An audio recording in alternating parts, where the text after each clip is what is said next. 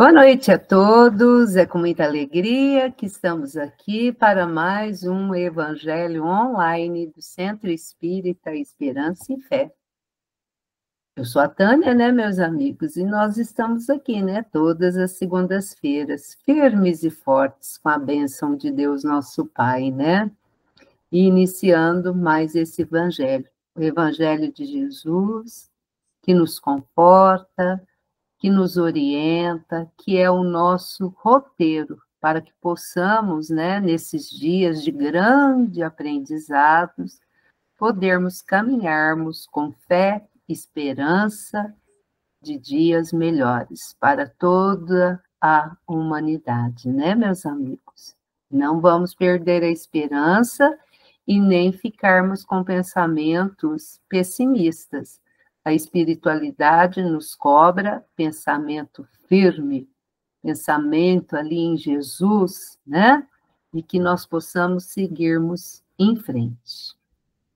E para iniciar o nosso evangelho, meus amigos, a nossa querida amiga Solange sempre faz uma leitura para nós do livro Caminho, Verdade e Vida, né, Solange? Seja bem-vinda, Isso. querida. Boa noite, Tânia. Boa noite a todos. Boa noite. Seja bem-vindo. O cristão e o mundo. Primeiro a erva, depois a espiga e, por último, o grão cheio na espiga. Jesus, Marcos, capítulo 4, versículo 28. Ninguém julgue fácil a aquisição de um título referente à elevação espiritual. O mestre recorreu sabiamente aos símbolos vivos da natureza, favorecendo-nos a compreensão. A erva está longe da espiga, como a espiga permanece distanciada dos grãos maduros. Nesse capítulo, o mais forte adversário da alma que deseja seguir o Salvador é o próprio mundo. Quando o homem comum descansa nas vulgaridades e inutilidades da existência terrestre, ninguém lhe examina os passos. Suas atitudes não interessam a quem quer que seja. Todavia, em lhe surgindo no coração a erva tenra da fé retificadora, sua vida passa a constituir objeto de curiosidade para a multidão. Milhares de olhos que o não viram quando desviado na ignorância e na indiferença, seguem-lhe agora os gestos mínimos com acentuada vigilância. O pobre aspirante ao título de discípulo do Senhor ainda não passa de folhagem promissora e já lhe reclamam espigas das obras celestes. Conserva-se ainda longe da primeira penugem das asas espirituais e já se lhe exigem voos supremos sobre as misérias humanas. Muitos aprendizes desanimam e voltam para o lodo, onde os companheiros não os vejam. Esquece-se o mundo de que essas almas ansiosas ainda se acham nas primeiras esperanças e, por isso mesmo, em disputas mais ásperas por rebentar o casulo das paixões inferiores, na aspiração de subir. Dentro da velha ignorância que lhe é característica. A multidão só entende o homem na animalidade em que se compraz. Ou então, se o companheiro pretende elevar-se, lhe exige de pronto credenciais positivas do céu, olvidando que ninguém pode trair o tempo ou enganar o espírito de sequência da natureza. Resta ao cristão cultivar seus propósitos sublimes e ouvir o mestre, primeiro a erva, depois a espiga e, por último, o grão cheio na espiga. Caminho, Verdade e Vida, lição 102, do Espírito Emmanuel, psicografia de Francisco Cândido Xavier. Né? Mais uma lição aí para a gente aprender. Não é fácil, mas vamos aprendendo, né, meus amigos? E agora, quero convidar a nossa amiga querida, né, que graças a Deus está podendo estar aqui conosco, a nossa companheira Iraídes. Seja bem-vinda, Iraídes. A Iraídes vai fazer a oração para nós. Obrigada, Tânia. Boa noite, irmãos.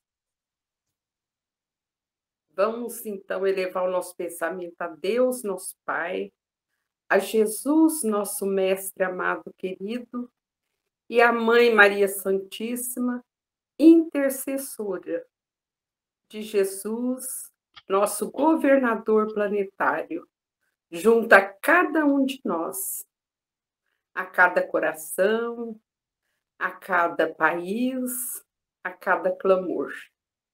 Senhor Jesus, às vezes a nossa fraqueza é imensa, nos esquecemos que a Terra, nave mãe, está sob seus cuidados.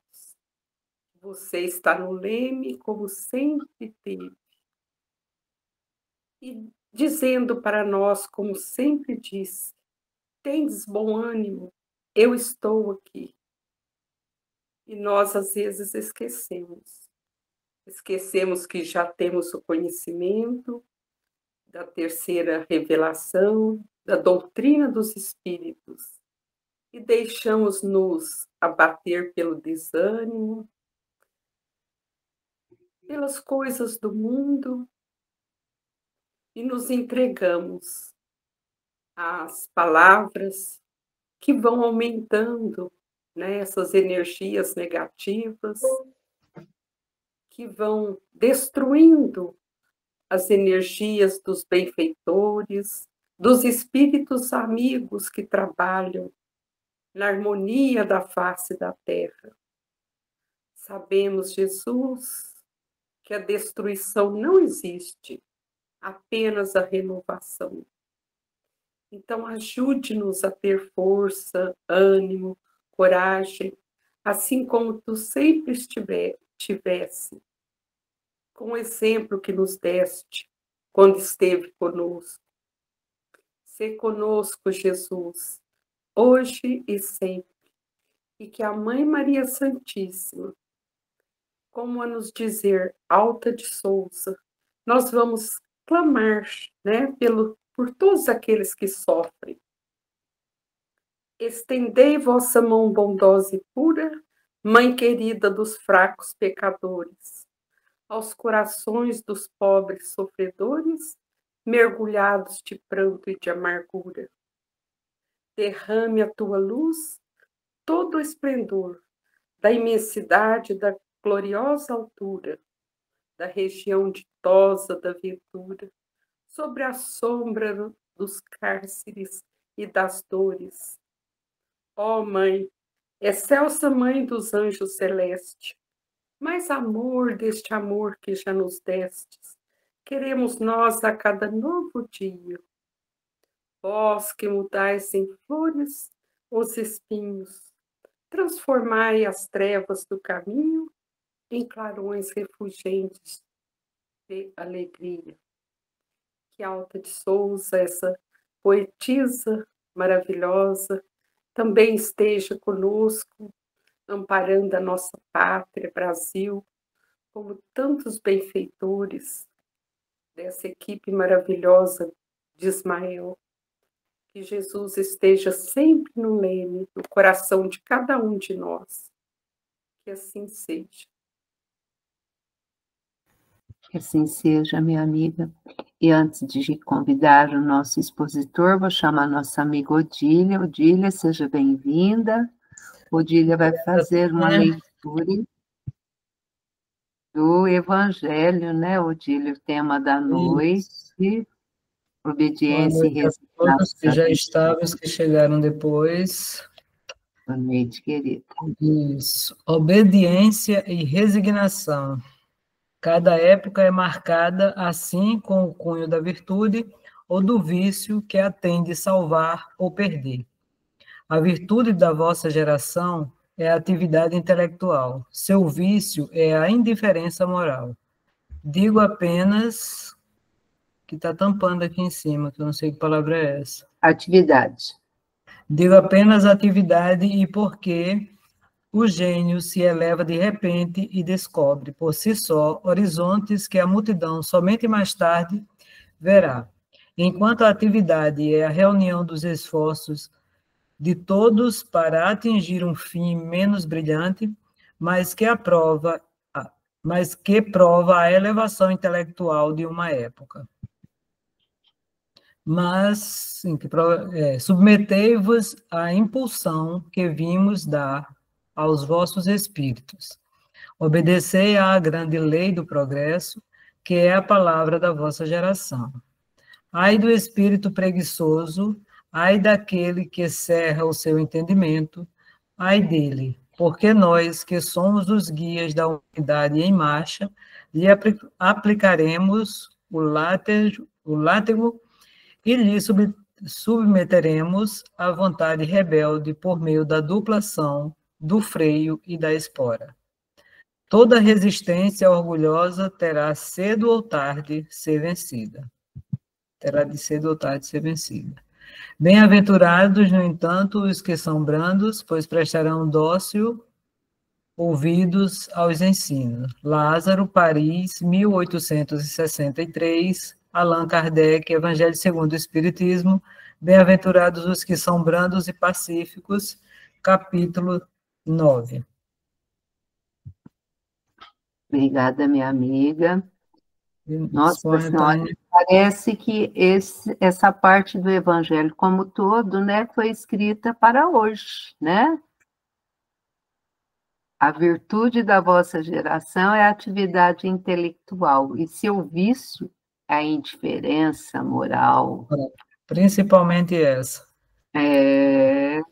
E para nossa alegria, hoje nós temos aqui, né? Eu falo que esses mocinhos novos, né? Esses jovens que vêm aqui, é tão bom, né? A gente tem certeza que continuaremos aí firme na exposição do Evangelho.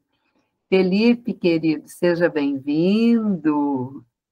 Muito obrigado. Mais uma vez agradecer o convite de estar aqui mais uma vez com vocês, com o Centro Espírita Esperança e Fé, e junto de todos os nossos irmãos hoje online, e também dos que vão nos ver na gravação. Então, deixar um grande abraço e dizer que é um prazer falar com vocês hoje e que eu possa ser instrumento de uma difusão de amor e das palavras de Jesus, que bem ensinou o que Deus quer de nós.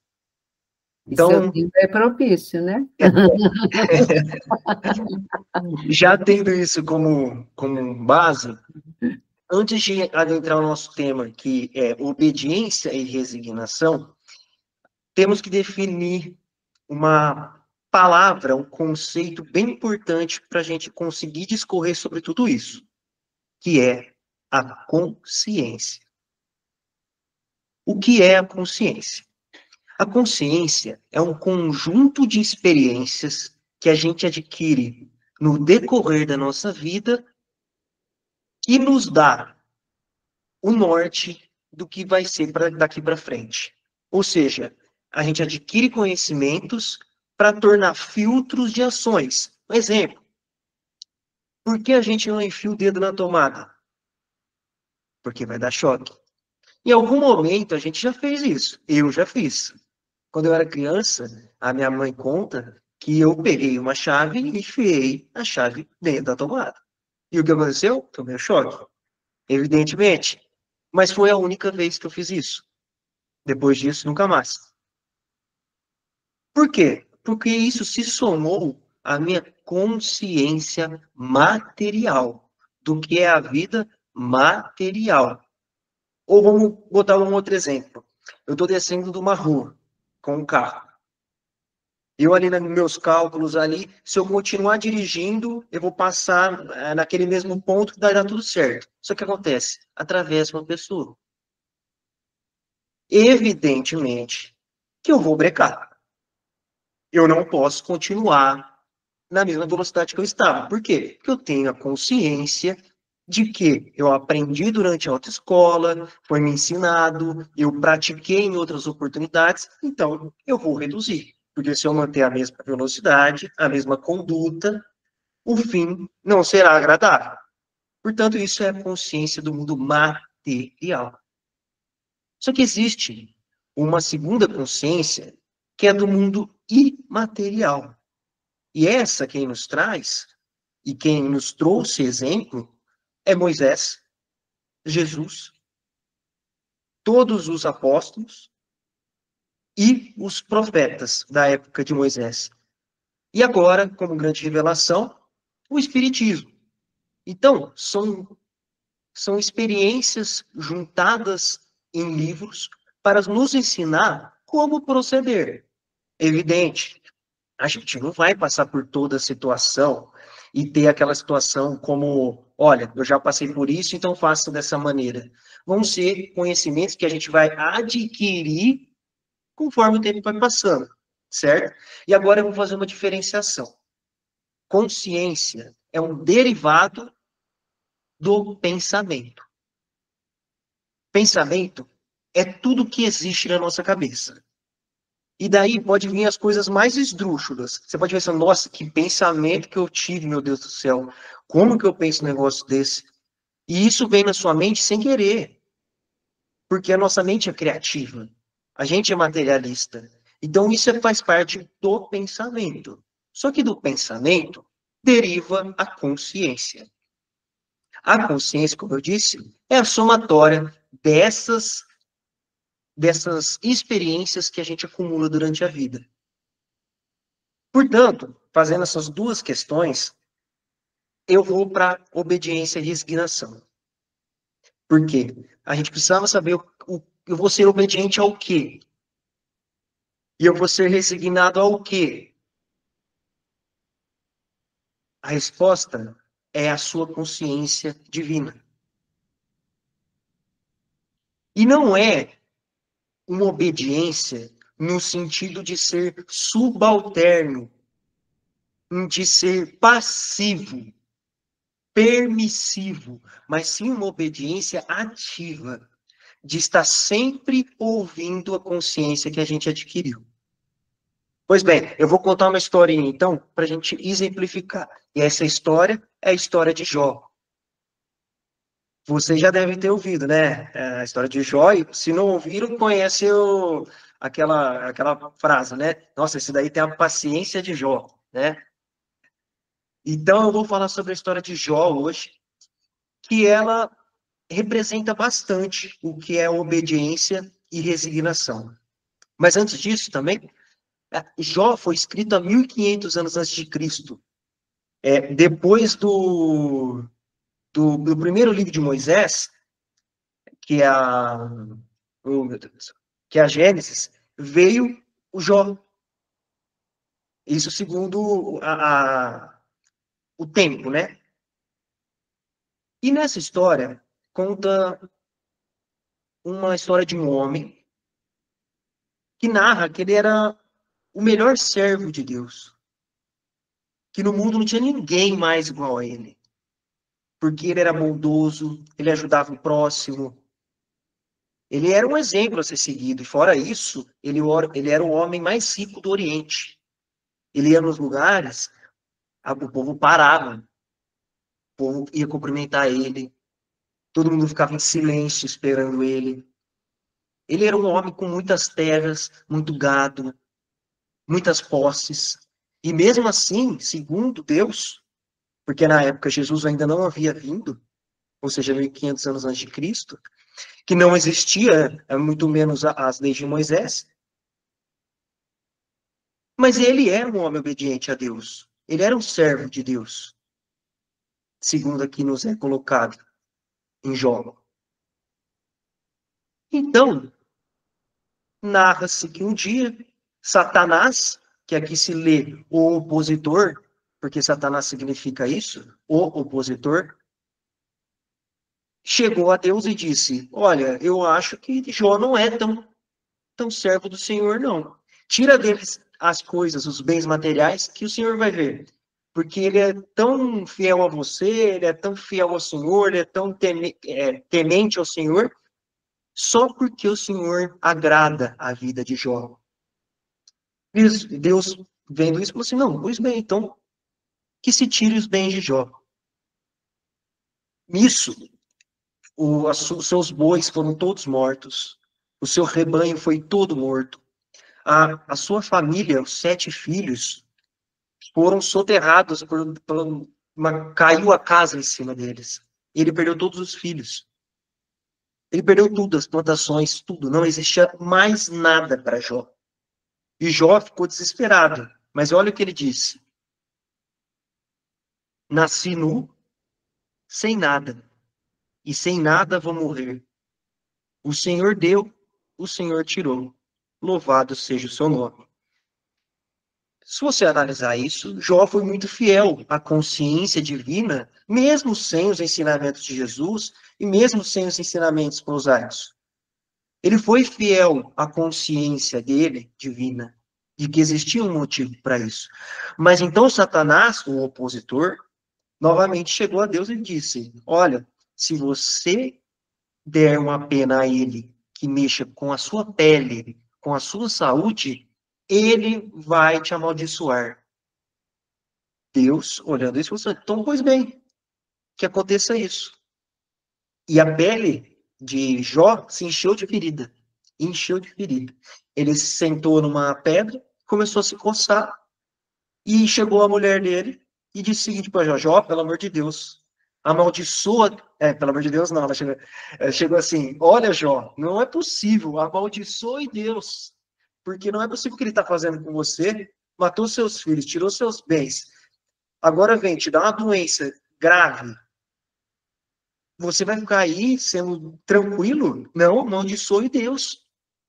Pois bem, até aí não se mudou nada. Até a chegada de 3 amigos. Chegaram 3 amigos para Jó e começaram: nossa, Jó, que é isso que fizeram com você? Olha o seu estado. Choraram durante 7 dias, ficaram lamentando.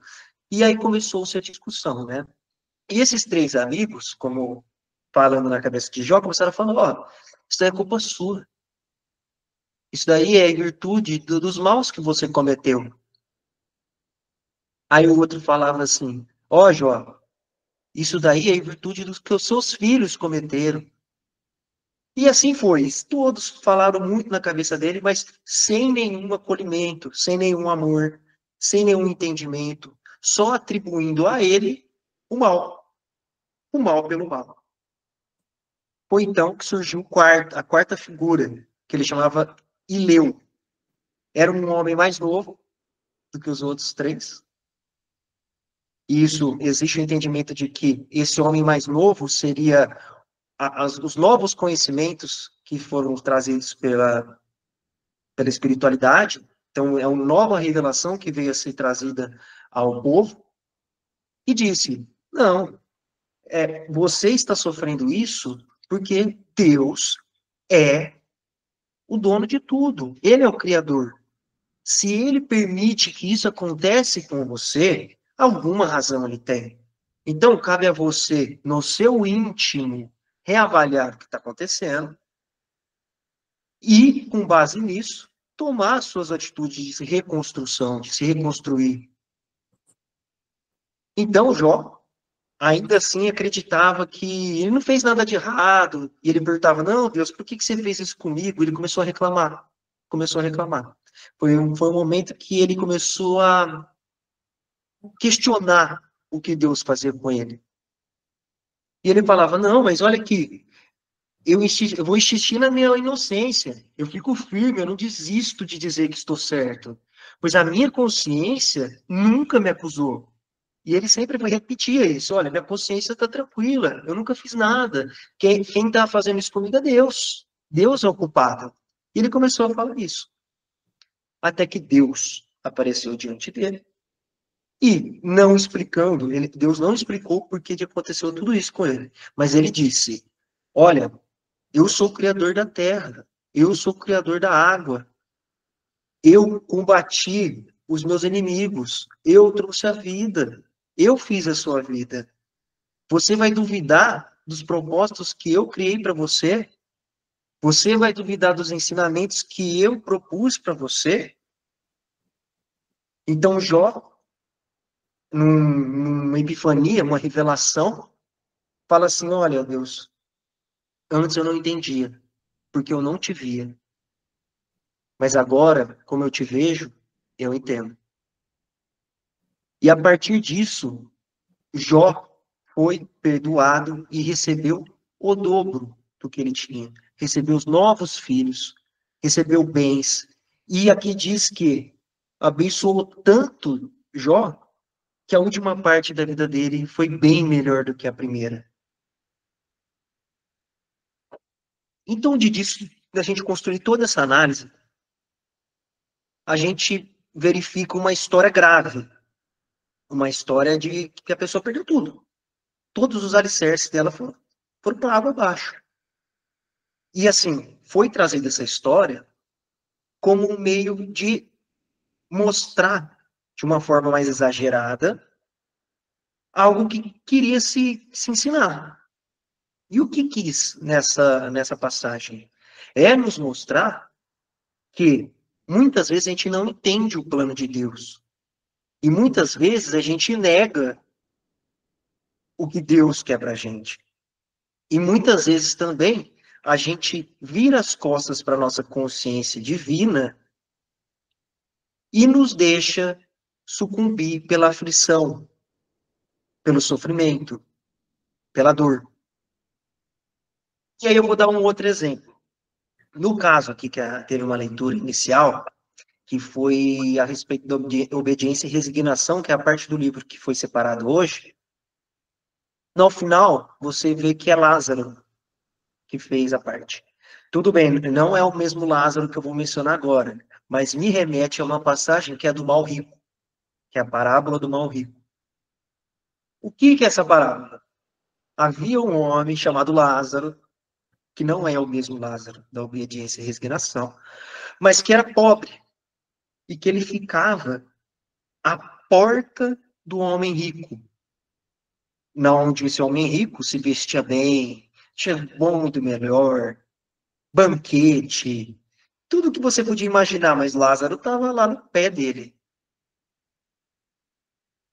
O que aconteceu?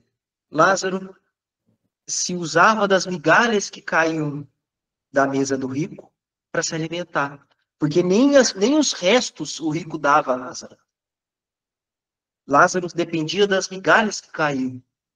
Então ele pegava e se alimentava com essas migalhas. E não só, Lázaro estava infestado de chagas. Chagas é machucado. Assim como o nosso amigo Jó também estava. Mas Lázaro se manteve bem. E o único ser vivo que consolava Lázaro eram os cachorros, que vinham lhe lamber as feridas. Nem isso o homem rico conseguiu ajudar Lázaro.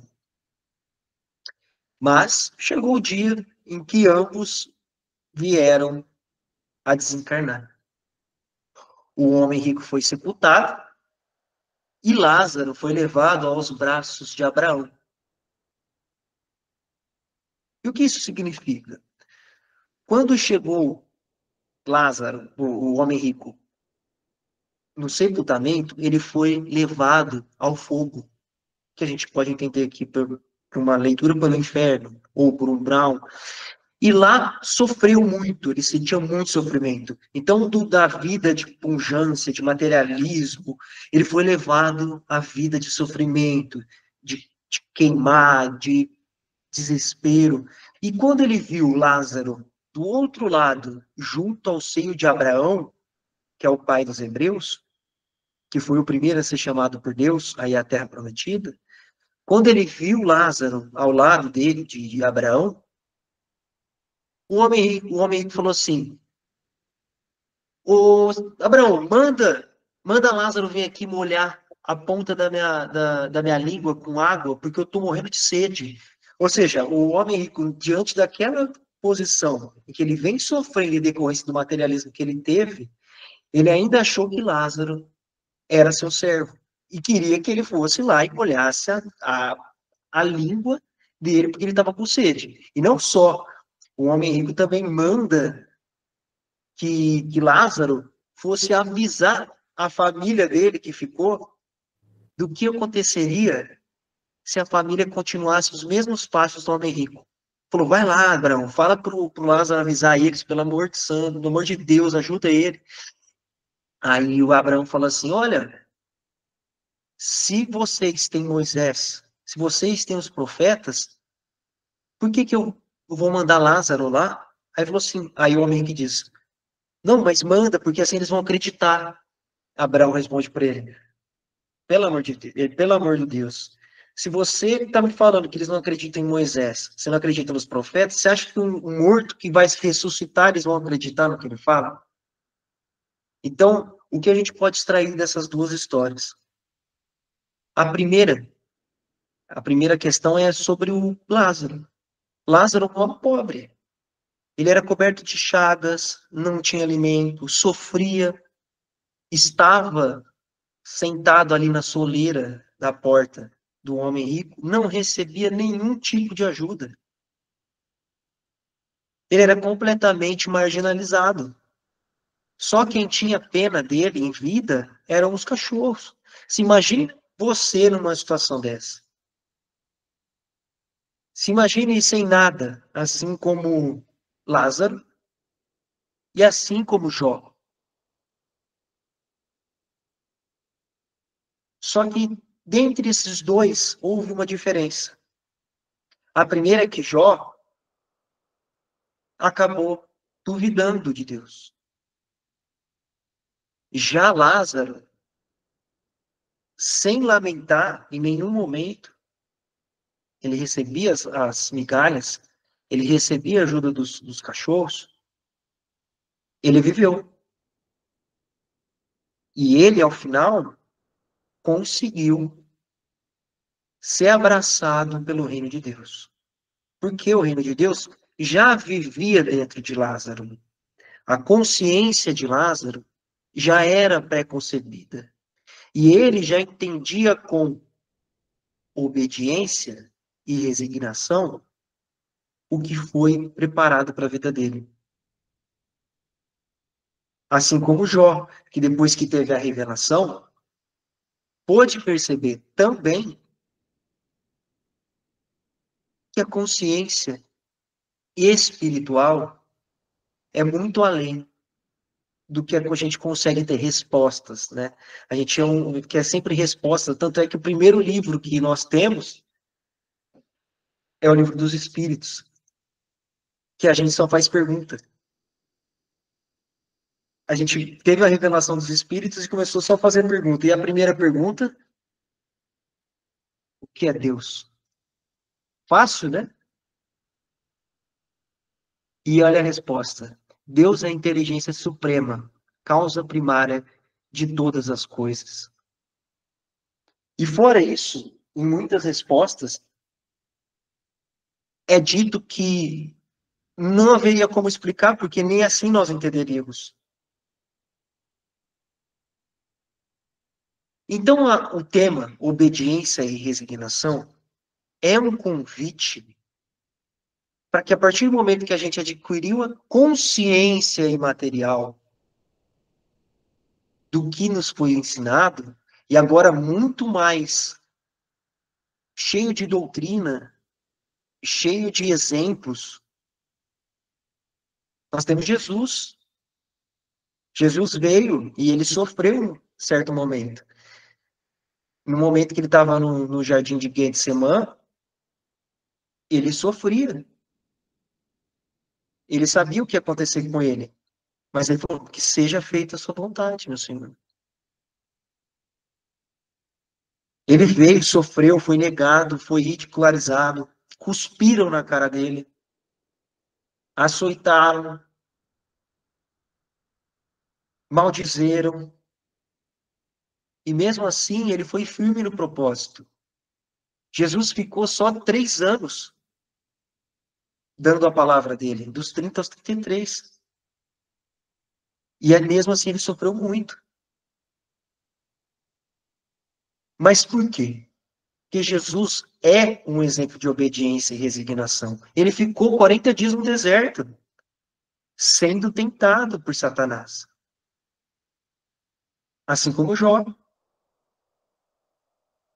Mas ele resistiu. Porque ele tinha um entendimento inabalável, e a fé inabalável entra aqui, de que existe um plano de Deus para a gente. E que a gente adquirindo esses conhecimentos através da consciência, a gente pode ser fiel a eles. E é a conduta ativa. O que vai nos dar a obediência e resignação é a conduta ativa de ser obediente ao conhecimento que nos foi passado. Então, sempre a gente tem que estudar, a gente tem que se utilizar dos livros que Jesus nos proporcionou, os apóstolos nos deram. Agora, os diversos médiuns também nos premiaram com diversas obras que nos revelam qual é a verdade da vida, a verdadeira vida, que é a vida eterna e imaterial. E a gente pode também buscar outros exemplos, mas agora eu vou dar um exemplo de uma encarnação. Encarnação não quer dizer que hoje o espírito dessa pessoa se encontra no mesmo estágio, mas um exemplo de uma encarnação que não foi obediente e não foi resignada. Vocês conseguem imaginar quem seja esse exemplo? Judas Iscariotes. Judas foi convidado a deixar tudo. Deixar o seu emprego, deixar os bens. E ele foi convidado a Jesus para ajudar com os valores arrecadados, para guardar a bolsinha ali que ficavam as pratas. Só que desde o início, Jesus sabia qual era a fraqueza de Judas. E diversas vezes, durante as passagens, a gente nota. Tem uma passagem que Jesus entra na casa de Simão, mas não é Simão Pedro. Simão é um morador de uma cidade. E nela, o povo da cidade fica sabendo que Jesus estaria lá na casa de Simão. E uma dessas pessoas que quer ir ver Jesus é uma prostituta. E essa prostituta, ela chega, vê Jesus, começa a chorar e pega o seu vidro de azeite mais caro, que é perfumado, e derrama sobre Jesus. Quando Judas vê aquilo, ele fala assim, não, pelo amor, não joga esse azeite fora. Porque isso aí a gente vende e vai ajudar os pobres. Nossa, outra gente que a gente pode ajudar. Mas no Evangelho diz, Judas não queria pegar o dinheiro para passar para os pobres. E fora isso, também diz, em um dos evangelhos, não me lembro qual agora, se eu não me engano é Marcos ou Mateus, diz, Judas não cuidava bem das economias. Tem até a palavra ladrão em certas traduções. Então a gente vê que Judas recebeu a revelação, mas mesmo assim ele não foi obediente e não foi resignado. E ele sucumbiu, mesmo tendo a consciência divina, porque ele andou com Jesus, ele aprendeu com Jesus, mas ele sucumbiu. Então, esse é um exemplo de uma encarnação que hoje com certeza, Judas já se encontra mais evoluído, até porque já veio em Joana d'Arc, e assim foi sucessivamente até sua evolução, que é o fim que todos temos nas nossas encarnações. E, por fim, agora vou mencionar mais um caso, agora de sucesso, mas que o início é bem grave também. Um dos mais famosos apóstolos, né, mas que não eram apóstolos concetâneos a Jesus, mas apóstolos, que é Saulo de Tarso, ou melhor, Paulo de Tarso. Saulo era um perseguidor de cristão. Saulo perseguia cristão, matava. Ele, inclusive, foi para Damasco para perseguir mais cristãos, dentre eles Ananias. Só que no meio desse caminho, Jesus apareceu para ele, em forma de luz muito forte, e disse, Saulo, Saulo, por que me persegues? E nesse momento, Saulo ficou cego. Só que ele recebeu uma revelação. Ele falou, vá a Damasco e encontre Ananias. Ananias vai te devolver a visão. e a partir daí você vai enxergar a verdade. E Ananias também recebeu esse sonho. Falou assim, olha, você vai ter que encontrar Saulo. Ananias falou, meu Deus, mas Saulo é perseguidor de cristão. E você vai ter que curar ele. E Ananias que fez? Foi obediente e resignado. Porque ele sabia que ali podia ter algum risco, mas ele foi obediente. Então ele foi até Saulo e, tirando suas vendas, deu de volta a visão a Saulo. E a partir de então, Paulo passa a ser o principal disseminador da doutrina cristã. E ele viaja por toda a Ásia, a Europa, para passar os ideais cristãos. E Paulo foi preso também, em virtude dos seus ensinamentos. Ele foi preso porque ele dizia que Jesus era o Messias, que ele era filho de Deus. E ele não tirava isso da mente. Por mais que ele foi levado, foi preso e levado a julgamento em Jerusalém, ele não tirou a ideia firme de que Jesus era o Messias, que Jesus era o filho de Deus. Por isso ele foi preso. E Paulo, usando a sua cidadania como romano também, por mais que ele era fariseu, eu esqueci desse detalhe, fariseu, ele era da alta cúpula do templo, antes de se tornar um seguidor de Jesus. Então, ele falou assim, olha, eu sou cidadão romano, eu quero ser julgado em Roma. E ele foi levado a Roma. Só que, se ele tivesse ficado em Jerusalém, ele já tinha sido liberto. Só que ele falou, não, eu vou a Roma. Porque eu quero difundir lá os meus ideais. É lá que eu vou conseguir. E ele foi levado a Roma a ser julgado pelo imperador.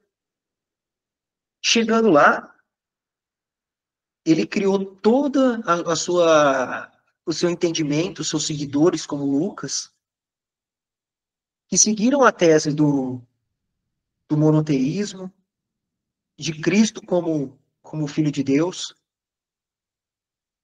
como difundidor das ideias de Deus. E aí ele foi firme. E mesmo que durante toda a jornada dele preso, ele também ter sido chicoteado, maltratado, ser tratado como o principal vetor do incêndio que teve em Roma. E tudo isso ele não tirou a ideia dele, que foi fixada em sua consciência divina. Portanto, o que a gente pode concluir de todas essas histórias? Que adquirir a consciência divina, assim como Judas, por exemplo, adquiriu, é um caminho possível. E acontece, e a gente tem meios. Porém, o desafio é se manter fiel à consciência, se manter fiel aos ensinamentos. E é isso o que o Livro dos Espíritos, que o Evangelho segundo o Espiritismo nos traz nessa passagem, nos dizendo que a obediência e a resignação é uma conduta ativa de permanecer forte, obediente, porque a obediência é da razão. Já a resignação é do coração. E a resignação, no sentido de tudo, bom, eu sofro, eu estou sofrendo, não é um momento bom, é um momento ruim, porém eu preciso acreditar que tudo tem um sentido e uma razão de ser. Que tudo, ao final, vai me levar a um crescimento. Que Deus não coloca a você desafios que não façam sentido na sua vida. Que Deus só permite a você o sofrimento necessário. Então, ainda que seja mal, como Paulo sofreu muito, e assim como ele causou mal, ele continuou difundindo as ideias do cristianismo.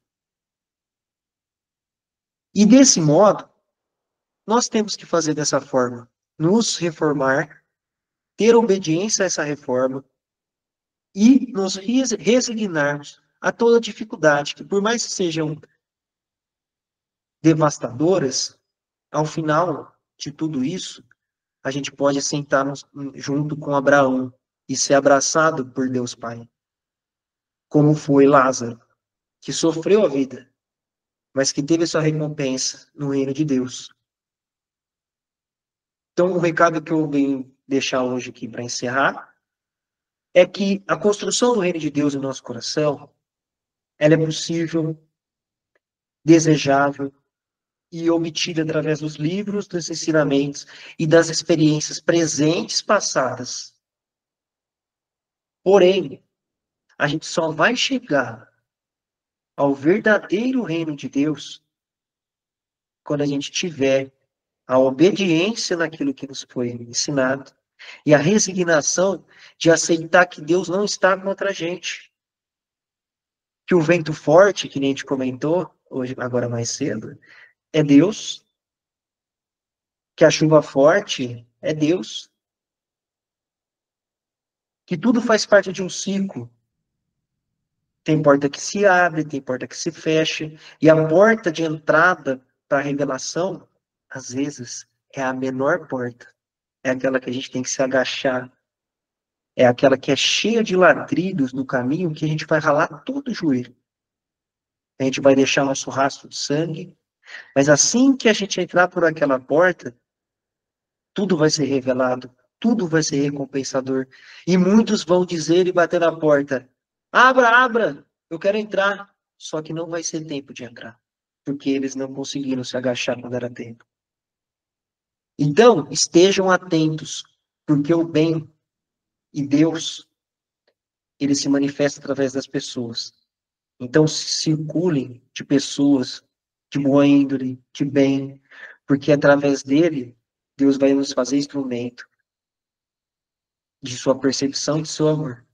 E a gente também vai ser instrumento de difusão de tudo isso. Portanto, que permanecemos obedientes e resignados.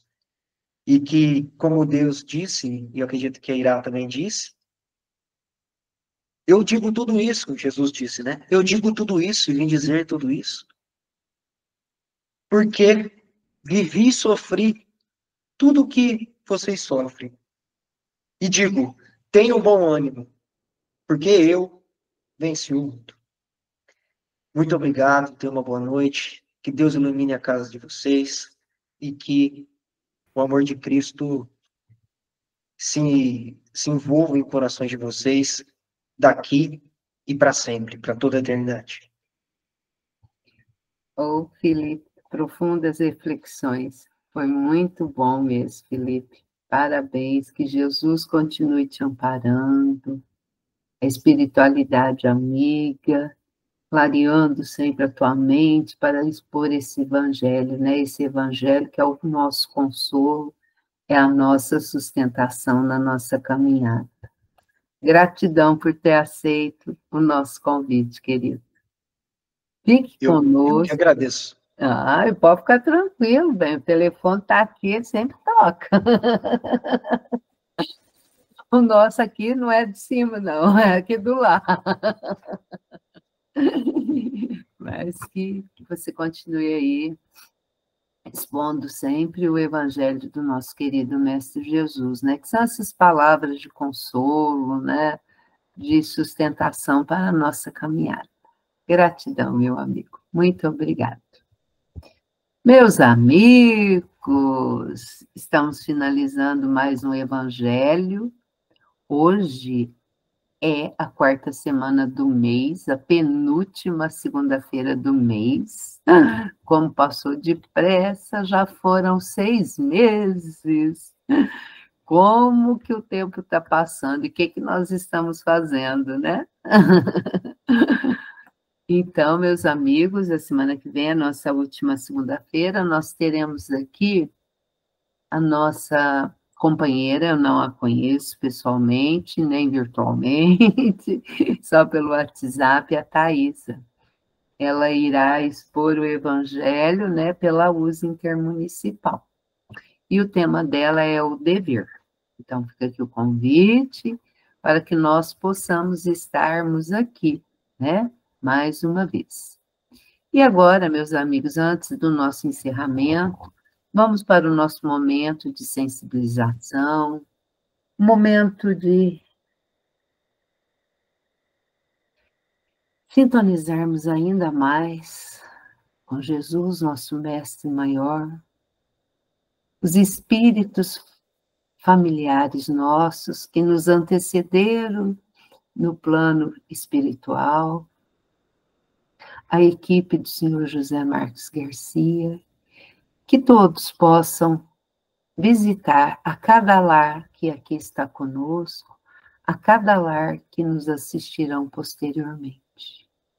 Que possamos, meus amigos, deixar estes amigos espirituais entrarem em nosso lar, trazendo as energias mais positivas, mais benéficas, para que a união, a fraternidade, a compreensão possam fazer parte do nosso ambiente familiar. Que as nossas águas possam ser fluidificadas com as energias que cada um está necessitando para o seu refazimento perispiritual, que refletirá no nosso corpo material. Que possamos também termos a certeza, pois recebemos sim o passe. O passe que esses bons amigos vêm nos trazer, fortalecendo assim o nosso corpo material também. Agradecemos muito e que essas energias refazedoras possam se expandir para todos os nossos entes queridos, para o nosso quarteirão, para aqueles nossos amigos que nas noites frias perambulam pelas ruas, que eles possam ser amparados, para os que estão nos hospitais, nos presídios, para aqueles que ainda não compreendem a partida de um ente querido para o plano espiritual, que eles possam ser confortados nesse instante. E rogamos também pela paz, pela união do nosso planetinha, né? Que todas as nações possam estar em paz, Senhor. Traga a luz, o discernimento para todos os governantes, para que assim a paz e a fraternidade universal reinem em nosso globo. Seu Adalto? Sim. Senhor, fazei de mim um instrumento da vossa paz. Onde haja ódio, eu semeie amor, perdão, onde haja injúria, fé, onde haja dúvida, verdade, onde haja mentira, esperança, onde haja desespero, luz, onde haja trevas, união, onde haja discórdia, alegria, onde haja tristeza. Ó Divino Mestre, permiti que eu não procure tanto ser consolado quanto consolar, compreendido que é compreender, amado que é amar, porque é dando que receberás, perdoando que somos perdoados e morrendo que nascemos para a vida eterna. Que assim seja. Que a paz do nosso Mestre Jesus esteja sempre em nossos corações. Que assim seja. Muito obrigada, meus amigos. Felipe, novamente, gratidão, viu, por ter você aqui conosco. Gratidão a todos vocês que estiveram aqui conosco nas janelinhas, né? Sejam as abertas como as fechadas, mas todos estão aqui presentes. E aos nossos amigos que nos assistirão posteriormente. Um beijo no coração e até a próxima semana. Uma semana abençoada, meus amigos. Fiquem com Deus. Até a próxima.